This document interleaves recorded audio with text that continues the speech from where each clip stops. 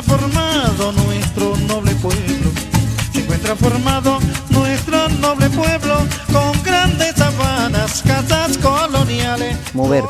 Moverte respirando, moverte con conciencia, tener conciencia del movimiento y un concepto de lo que se llama el moverse con el baricentro, o que la pelvis es la que conduce el cuerpo y no viceversa, no es el tronco y la cabeza lo que lleva el cuerpo, sino es la pelvis, el movimiento pélvico el que produce esa marcha. Aquí se toma conciencia de algo que conocemos como lleno y vacío.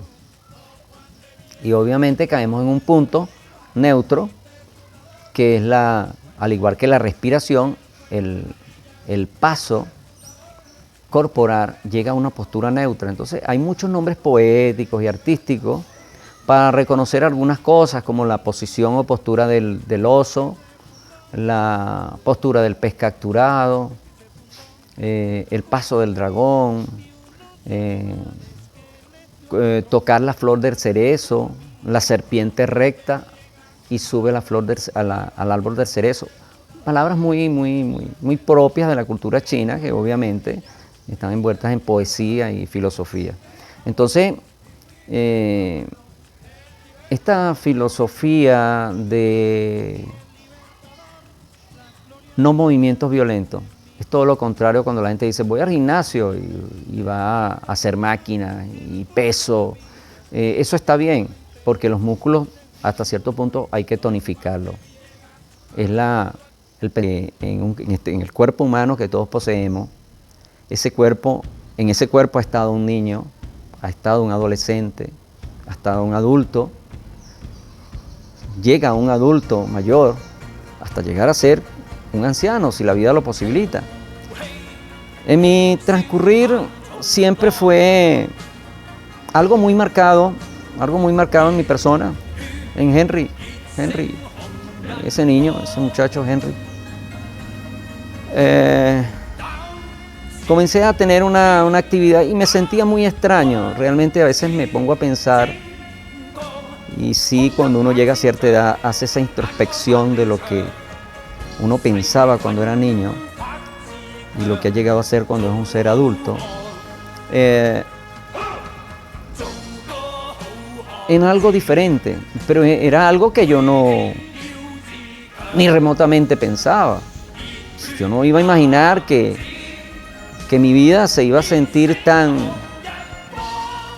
compenetrada, tan unida a una persona de una cultura muy lejana, que es la cultura china en este caso.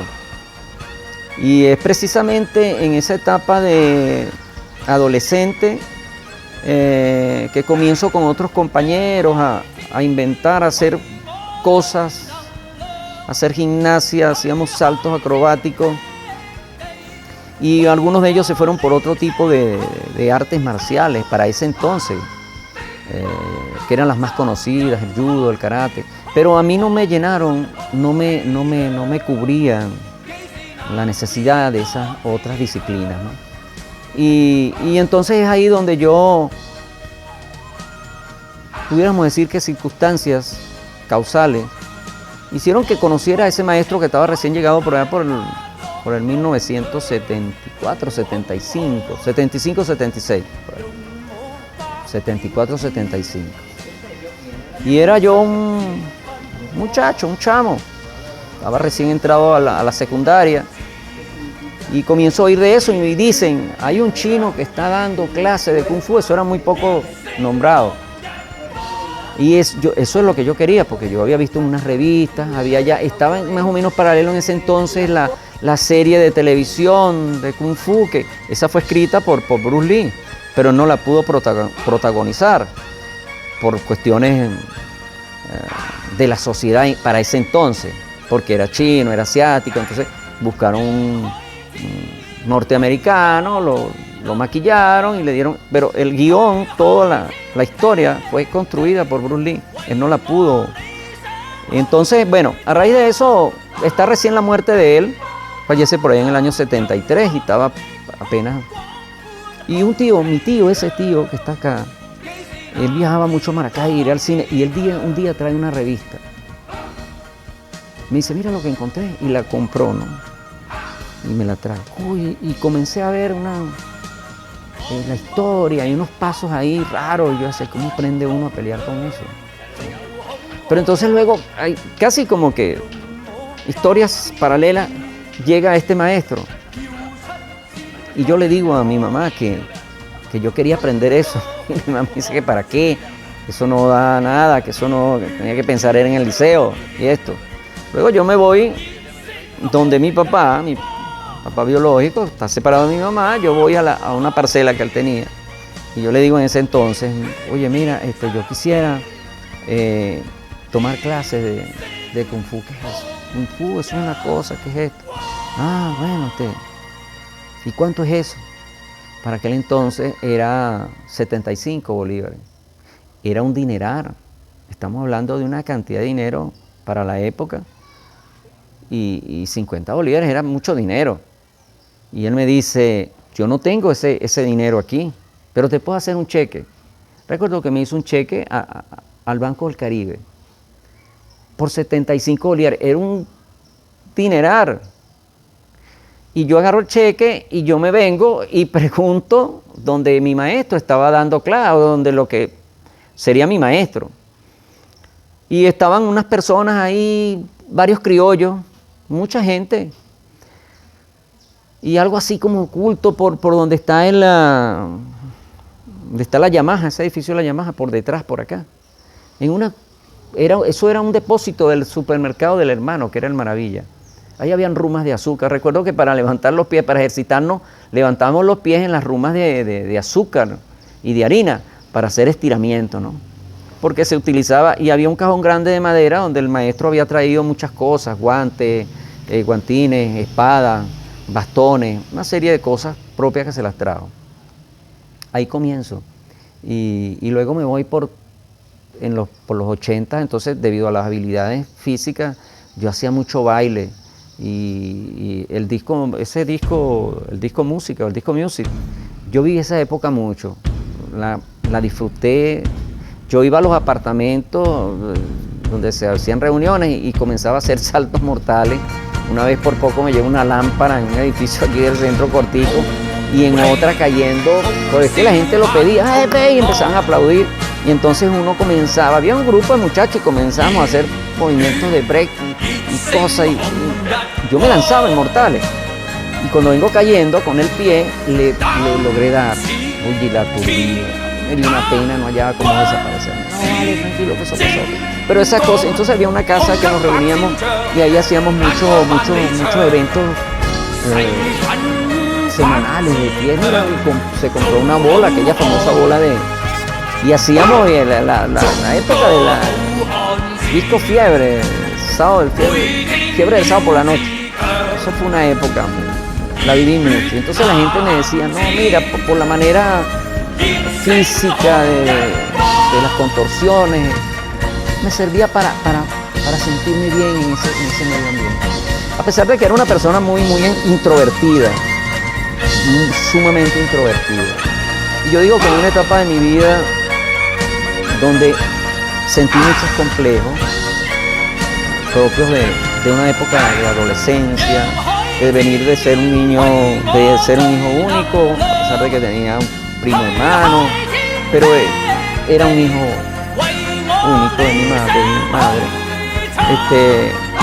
Lo superé gracias a esto y luego yo me fui abriendo camino y luchando contra esos enemigos ocultos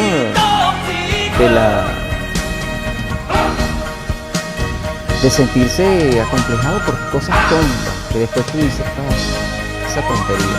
Pero muchas veces las personas no logran superar eso ni en la adolescencia, ni en cierta etapa adulta, y cuando están en una edad muy así comienzan a manifestar eso, y es donde ahí es el problema.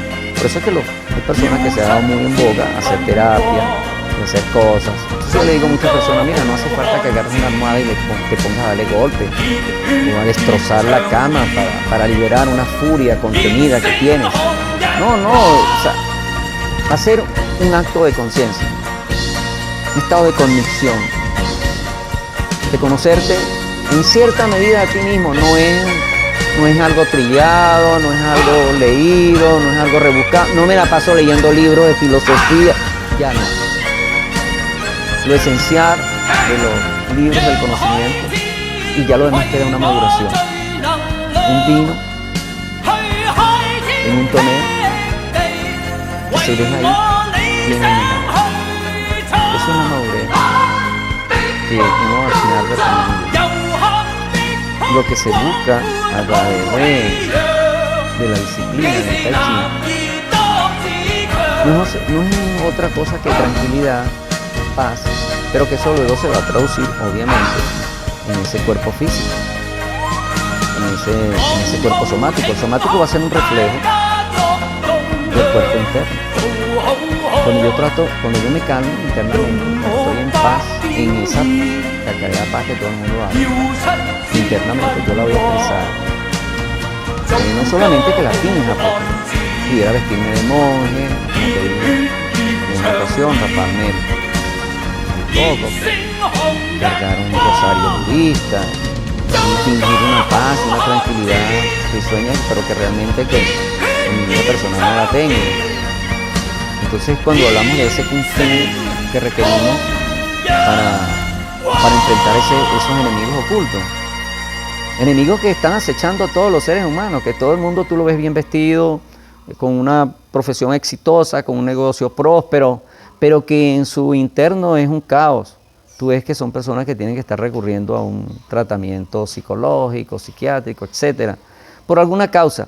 Y todo se traduce en que hay algo que está socavando internamente de forma emocional ese cuerpo físico. Podemos ver que a nivel mundial el Tai Chi se hace en plazas muy concurridas, muy común por los años 80. ¿Cuál fue el boom del Tai Chi aquí en Occidente, por decirlo así?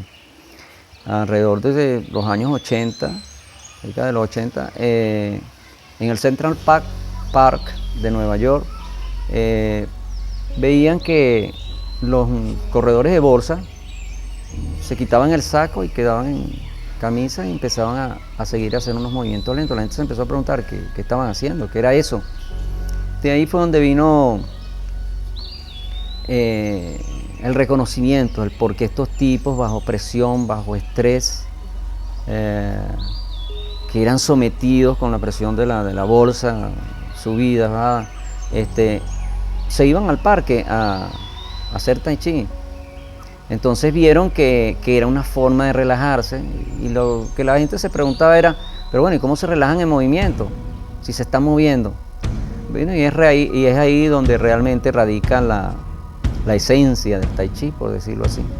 Es un movimiento sinuoso, continuo, suave, donde no hace un uso excesivo de la fuerza física. El cuerpo llega un momento que a sentirse como que si estuviera flotando. De hecho, las personas que lo pueden ver, personas muy activas o hiperactivas, pueden decir, me da flojera, no vale, eso da sueño verlo, porque realmente es lo que induce en la persona, y eso que se transmite es lo que uno percibe internamente, lo que siente, esa tranquilidad. Al final, cuando termina, estás sosegado, calmado. No es algo que te has inducido psicológicamente, no, es algo que ha trabajado fisiológicamente en el organismo. Nunca pensé ser un maestro, en mi vida nunca pensé, yo dije, quiero ser un sifu de Kung Fu.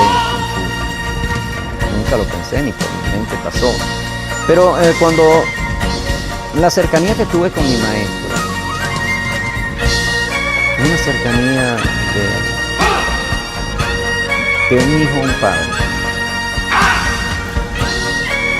Pienso que la figura paterna, en mi caso, fue mi tío, pero luego reflejé esa figura paterna en mi maestro. Psicológicamente fue así. Y yo recuerdo que yo era muy concurrente al supermercado donde él estaba. Yo estudiaba en la mañana,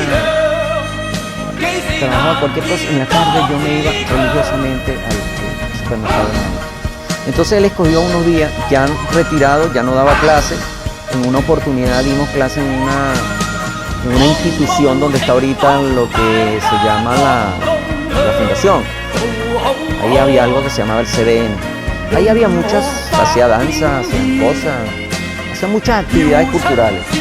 Y entre esas, mi maestro como cosa, llegó ahí un chino, no sabía ni hablar, y habían 2 venezolanos que lo ayudaban. Y yo era un alumno más que me metía a ayudarlo ahí, a ayudar a hacer de monitor. Incluso uno de él, el practicante, cuando estaba muchacho, él llegó a ir ahí a esa clase. Rondaría como el año, no recuerdo el año, pero sí, ahí reinició. Luego el maestro cierra la escuela, ya se retira, ya no da clase. Su esposa, mi maestra, me dice, Sifu ya no más clase. Sifu ya no más clase. Pamela, sino Pamela. Y era lo que ella dijera. El Sifu se va de aquí, de Villa de Cura, y deja de trabajar con el hermano. En ese entonces él todavía no había hecho un negocio propio aquí en Villa de Cura. Ellos llegaron a ser muy prominentes aquí en Villa de Cura. Bueno, si se puede decir en el argot criollo como se habla, fueron los chinos que rompieron el celofán en ese aspecto. Ella era una persona que buscaba hacer una vida más social. Y él era una persona muy humilde, de bajo perfil. Tenía un bajo perfil. Entonces, él se va y yo perdí el contacto en la escuela. Él no sabía ni quién era yo. Otro más que entró a la escuela de tanto y cerró y se fue a Valencia. En Guacara estableció un negocio. Pero yo siempre lo poco que aprendí ahí en el pequeño Cuón, siempre lo hacía. Fue la mitad de una forma que llamamos Xulinguang, o el inicio en Shaolin. Y unos cuantos movimientos que aprendí de eso. Estaban muy de moda las películas chinas y uno iba. Y mi pensamiento era, ¿cómo uso yo eso para pelear? Yo veía las películas y esos movimientos para nada me tenían un sentido lógico para luchar, por decirlo así. Entonces, yo recuerdo que yo salía a correr en las tardes y salía por la Paradisi y corría y hacía mi forma, y solo. Nunca busqué un acompañamiento, solo, o sea, y me entrenaba cerca de la noche. Un día yo no lo vi más, porque luego cuando yo reúno una plata para recomenzar de nuevo, porque yo pagué esa inscripción, luego un mes y después no pude pagar el otro. Yo recuerdo que los fines de semana trabajaba en el mismo mercado, Maravilla, y luego salí de otro mercado a trabajar para reunir, para pagar, y no me alcanzó, no pude. Cuando pude, el maestro ya se había ido, el Sifu ya había cerrado, y yo pasaba por la escuela, y yo decía, coño, está cerrado, ¿y qué pasa? Y pregunto, no, ya el maestro se fue, el señor Fon se fue para Valencia. Bueno, eso quedó ahí, pero yo, como te digo, yo seguía. Y un día voy corriendo por la Paradisi y terminando ahí la fundación, había una placita ahí, y eran como las 6:30, casi ya para de noche. Yo voy corriendo y yo veo al señor que viene, veo el chino, él tenía una forma peculiar de caminar. Y yo lo veo y con cierta pena, miedo, yo lo veo y le digo, voy corriendo y cuando lo veo le digo, Sifu, lo saludo y sigo corriendo.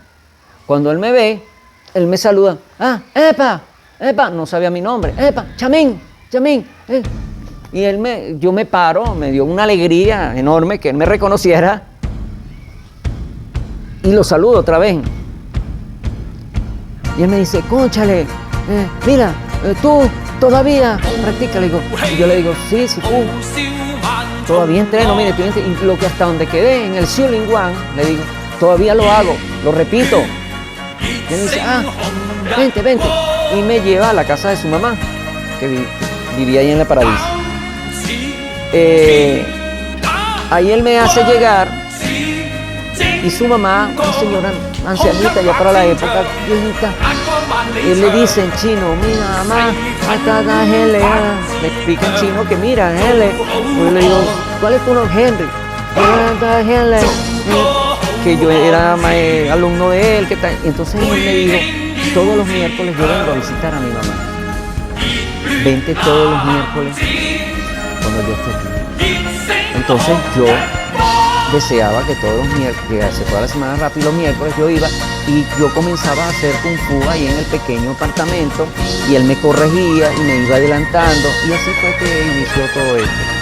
Entonces posteriormente me hice muy afín al maestro porque ya establecí un negocio aquí, en unas oportunidades llegaron a robar, eso a mí me molestó mucho y él me dijo en una oportunidad, Hele, si tú ves que están robando, no hace nada, esto está seguro, esto está asegurado. Pero yo decía dentro de mí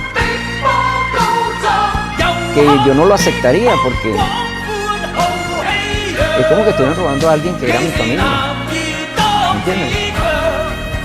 O sea, ya el vínculo estaba bien estrecho, era el maestro, padre. Por eso digo que entonces ese chino no es cualquier chino, pero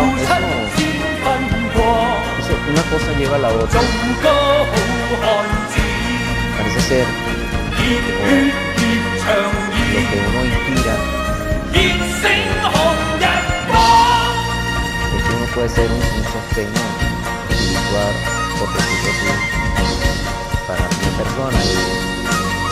Y ha habido muchas experiencias muy paranormales en el curso de existencia, porque uno ha tenido que profundizar en esos estudios.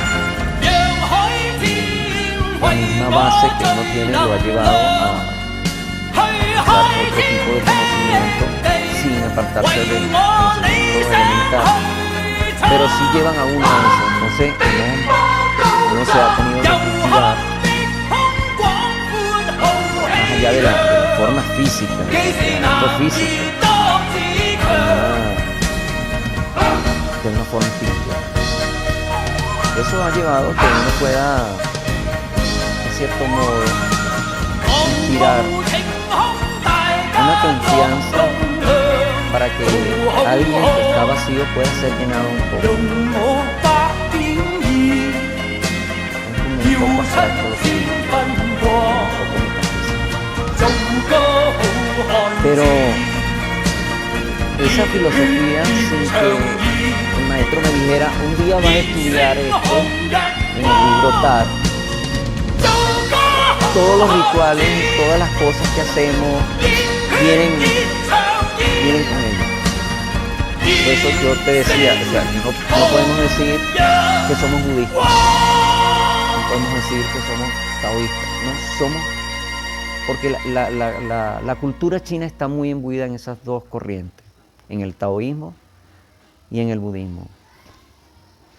Y el taoísmo discrepa en ciertas partes del budismo, porque es más de afuera, es más de la calle, de lo cotidiano. Y obviamente el budismo es algo que está encerrado en un monasterio, con unas normas, unas reglas, digamos, propias del templo. Y el taoísmo es algo más de fuera. Es la forma natural de las cosas, es cómo percibir la vida de una forma diferente, sin apego a una creencia, a una deidad. Sí, por lo menos en el caso de Quan Kong, este santo es reconocido como un santo chino, Quan Kong o Quan Kong, tiene otros nombres, el emperador amarillo. Era un general y es representado en todas las escuelas marciales de China. Este es el santo, por decir, el patrono. Incluso tú puedes ver en algunos negocios de asiáticos, de paisanos, En el fondo, arriba alto, de la figura de Quan Con. Ellos lo tienen como una forma protectora. Es un santo protector que protege y a la vez mantiene la abundancia del negocio. En nuestro caso están nuestros ancestros, que es la familia Marciar, de la cual provenimos, de la que yo te explicaba, de la primera, segunda, tercera, cuarta y quinta y sexta generación. Entonces, ha sido pareciera, si me pongo a pensar, pareciera, si lo llevamos a términos de tiempo y de medida, es como que ha pasado mucho tiempo, pero si lo veo es como que fue cortico, pero como te digo de nuevo, en este cuerpo que poseemos, estuvo un niño, estuvo un adolescente, estuvo un adulto, y ahora está una persona ya, un adulto mayor, pero que esa mente de niño que todos tenemos, ahí está, esa mente creativa, de que todo lo podemos, de que no hay imposible, de que imaginamos cosas y si las alimentamos, esas cosas salen. Porque si realmente vemos que la vida, el mundo como está construido, es de invenciones que nos han facilitado de alguna manera la existencia en este plano terrenal. Pero ha sido gracias a esa invención. Y es lo que han llamado algunos la voz queda, la voz interna. Eso que el matemático, el físico, el químico, el inventor estaba estudiando, analizando, escudriñando y no conseguía. Y entonces llegaba y decía, y bueno, entonces llegaba y abandonaba eso y caía en un estado de letargo, una somnolencia, un estado de no estar dormido, pero tampoco despierto. Y era ahí donde le venía la idea. Y entonces, eureka, mira, uy, es esto, la solución está aquí. Entonces, es esas facultades que tiene el ser humano. Están ahí. La imaginación, el pensamiento creativo, la actitud. Por eso que cuando se habla mucho de la actitud mental positiva, actitud mental positiva es muy fácil decirlo, pero sostenerlo. Yo lo he dicho a los practicantes y a las señoras que practican Tai Chi conmigo. Y lo he dicho con los alumnos mayores, los discípulos. De ese árbol sembrado, ese árbol que sembré,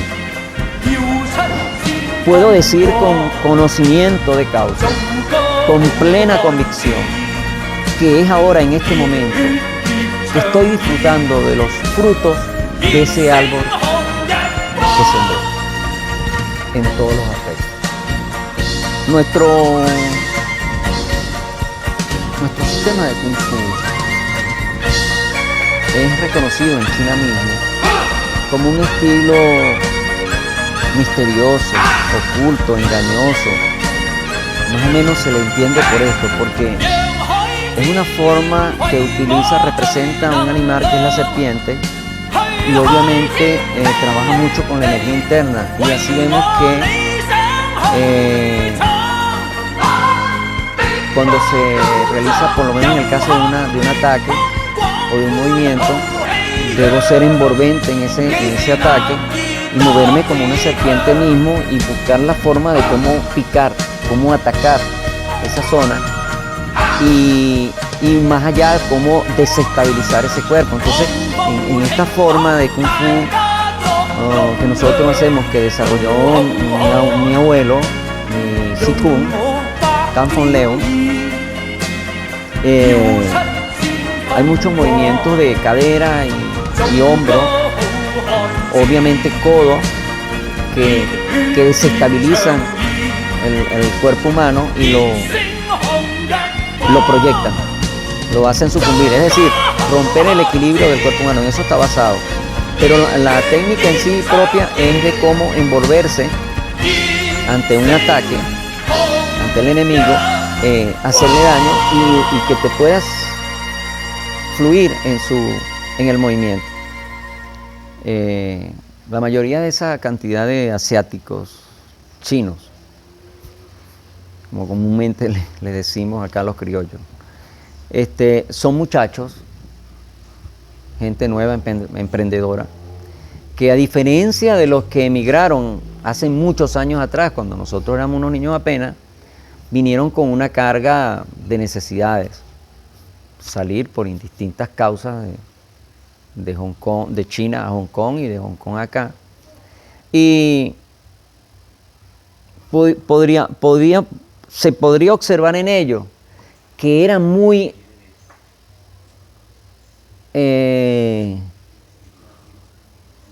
educados, por decirlo así.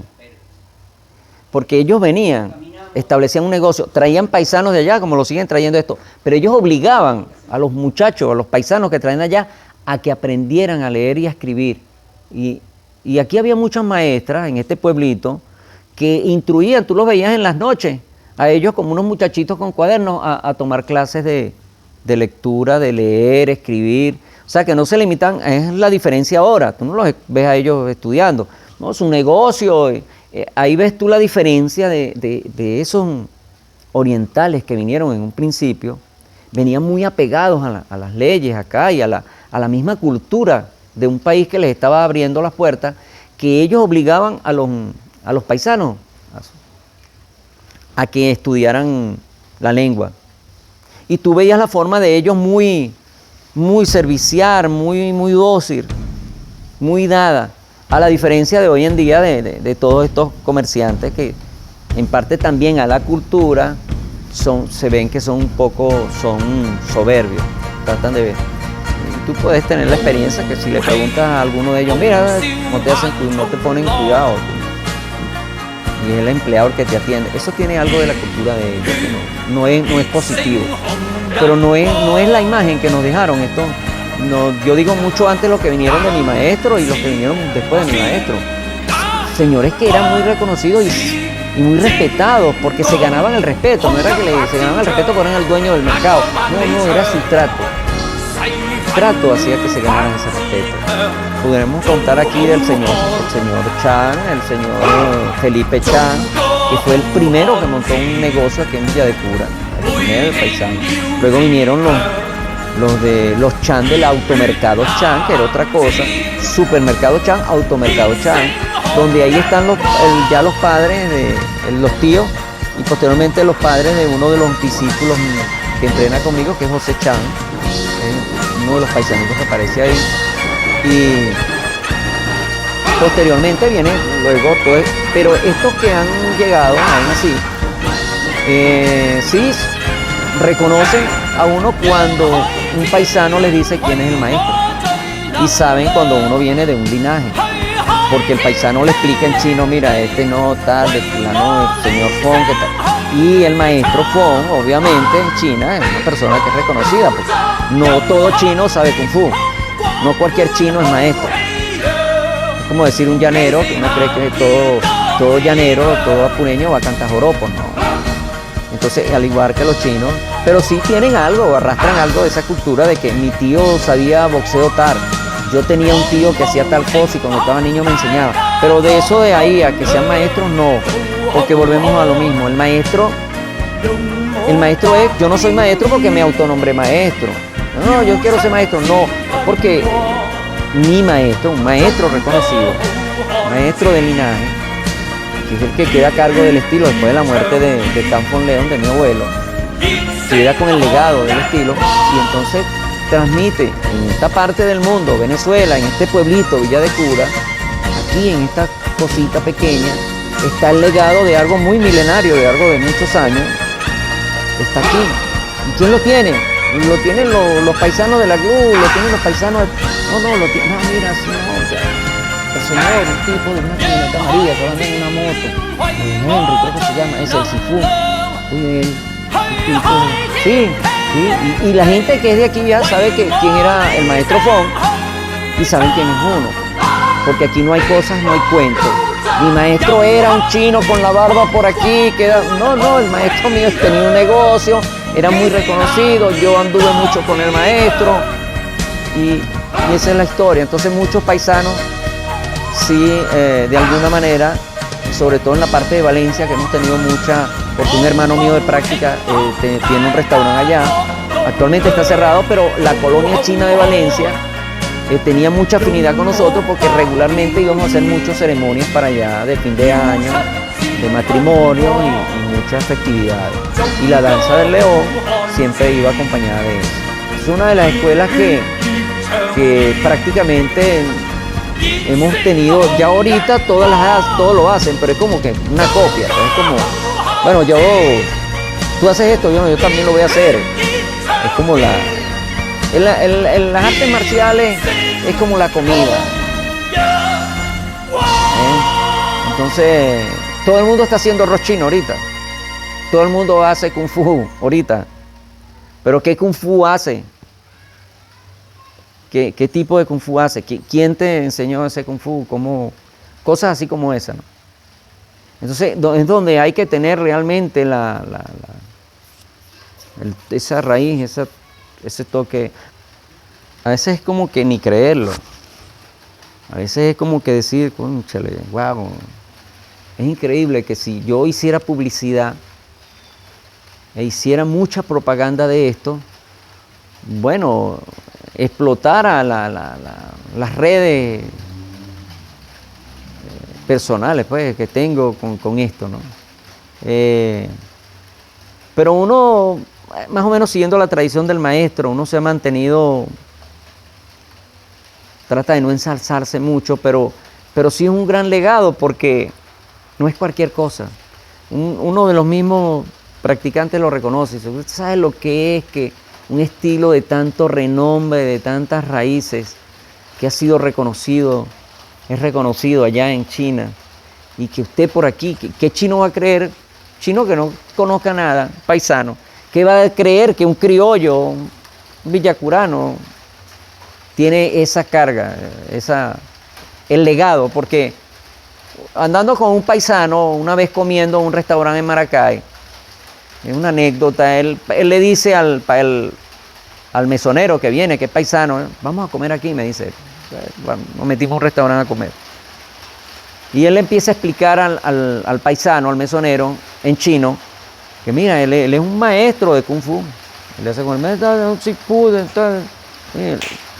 el mesonero me ve así, indiferentemente,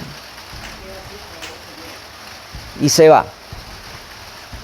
Y él me dice a mí, el paisano no quiere creer que tú eres un maestro de Kung Fu. Yo le dije que tú eras discípulo directo del maestro Fong, que yo en una oportunidad lamento no haber sido discípulo de él porque yo estaba en Caracas y yo por trabajo, pues yo oí cuando el maestro llegó aquí a Venezuela y a Villa de Cura, y yo estaba en San Juan, mi mamá tenía un negocio en San Juan de los Morros, yo quería venir para ser discípulo de él y no pude. Él no quiere creer que tú eres maestro. Yo le dije que tú eres maestro directo y que tú tienes el legado del estilo aquí en Venezuela. Cuando viene el paisano, él le termina de corroborar eso. Y se lo dijo con hincapié en chino, ¿no? Entonces el paisano asintió como diciendo, oye, es verdad, me lo está diciendo un paisano y tiene prueba de eso. Y quedó testificado ahí como que realmente, mira, sí. Y lo mismo ha pasado en Valencia. Personas mayores, chinas, de negocio, que han llegado y ya tratan a uno, maestro, ¿cómo está? El saludo cordial, el saludo social, es llevar la mano de esta forma y maestro, saludo. Y muta en el saludo marcial cuando ya nosotros hacemos esto. Es una forma más marcial que la forma social de hacer esto. Respeto. Primero es el terruño, es la cuna. Yo salí por un tiempo, cuando realmente conocí la comida, me fui a San Cristóbal y luego de ahí pasé a Colombia, a Cúcuta. Y en ese entonces conviví con paisanos. Ahí sí realmente conviví con ellos en un negocio de quincallería. Y me llegó allá por mi hermano de práctica, Roberto Chan. Y ahí sentí la nostalgia de este pedacito de tierra aquí en Aragua. Y luego por experiencia de otras personas que no pertenecen a Villa de Cura, una vez estando yo en Valencia, precisamente allá en el restaurante de mi hermano, estamos hablando y el tipo me dice, ¿ustedes son de dónde están? Yo, somos de Aragua, de Villa de Cura. Villa de Cura, me dijo el tipo así con esa expresión, Villa de Cura. Oye, vale, mira, Villa de Cura. Oye, ese pueblito tiene algo que, mira, es pegajoso. No sé qué tiene, pero tú vas y después no te quieres venir. Me dice, mira, mi primera novia fue en Villa de Cura. Me dijo el tipo con aquella carga de tristeza. Me dijo, mi primera novia fue en Villa de Cura. Mira, yo trabajaba aquí, no recuerdo qué fue lo que me dijo, yo trabajaba en no sé dónde. Y yo los viernes en la tarde me desocupaba y me iba a Villa de Cura en un carrito que tenía. Y tuve una novia por la avenida, fíjate que el tipo me describe, por la avenida del Cementerio, la que va a dar al cementerio, esa calle que, ¿cómo se llama? La Comercio. Ella vivía en tal sitio, así me describió todo. Y el tipo se le vio en la cara la carga de tristeza cuando dijo Villa de Cura. Ese pueblito es pegajoso. Ese pueblito al que va no se quiere venir. Me dice, ¿cómo lo recuerdo? Y me empezó a nombrar familia. Pero sí, este pueblo es muy pegajoso. Uno se va y viene. Y la gente le pregunta a uno, ¿y dónde estaba? Que no te había visto. Bueno, sí he estado, he salido, he ido y he venido. Pero sigo aquí. To be, ser aquí, estar aquí, es una raíz muy grande.